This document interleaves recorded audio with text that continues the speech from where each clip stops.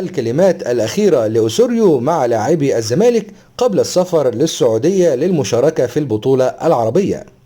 المدرب الكولومبي خوان كارلوس أوسوريو المدير الفني للفريق الكروي الأول بالقلعة البيضاء قام بعقد جلسة مطولة مع لاعبي نادي الزمالك، وذلك قبل انطلاق التدريبات الجماعية الأخيرة لنادي الزمالك يوم الأحد على ملعب عبد اللطيف أبو رجيلة.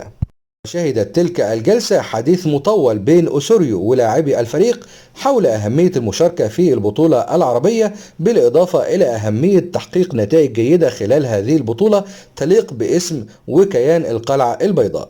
المدير الفني للزمالك حرص على تحفيز لاعبي الفارس الأبيض قبل السفر إلى المملكة العربية السعودية للمشاركة في هذه البطولة، ومن المقرر أن تطير بعثة نادي الزمالك إلى السعودية اليوم الأحد للمشاركة في مواجهات البطولة العربية المقرر انطلاقها يوم 27 يوليو الحالي.